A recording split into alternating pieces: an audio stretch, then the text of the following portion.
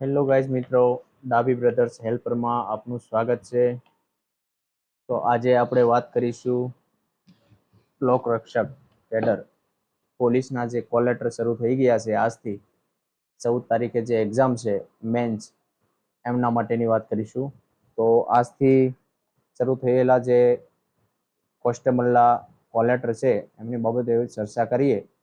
તો સૌથી પહેલાં દરેક આપણા મોબાઈલમાં ક્રોમ તો વાપરીએ જ છીએ. મોબાઈલ દ્વારા આપણે પણ ડાઉનલોડ કરી શકશું. ક્રોમની અંદર ઓજસ ઓપન કરવાનું છે. ઓજસની અંદર જે પહેલી વેબસાઇટ આવશે ઓનલાઈન જોબ એપ્લિકેશન સિસ્ટમ.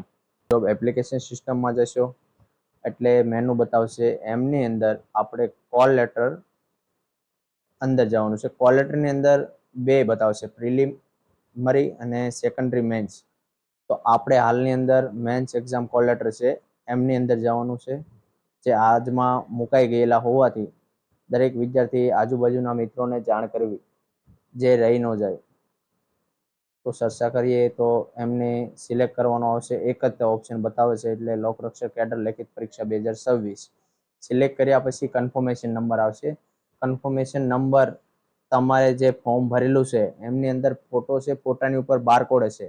તેમની અંદર 8 આંકડાનો કન્ફર્મેશન નંબર હશે, જે ઓલરેડી તમારે આમાં સબમિટ કરવાનો છે. પછી એમની જન્મ તારીખ નાખવાની, તમારી જે જન્મ તારીખ હોય એ જન્મ તારીખ 29 કેપ્સા નાખશો.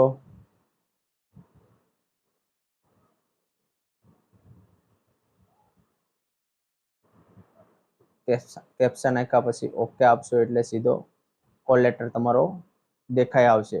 બને એટલું વહેલી તકે તમારે ડાયરેક્ટ કોલ લેટર ચેક કરી લેવો, એટલે બસનું બુકિંગ તમને કરવાની ખ્યાલ આવે. કારણ કે નજીક હોય, કોઈને દૂર હોય તો એ પ્રમાણે ખ્યાલ આવે.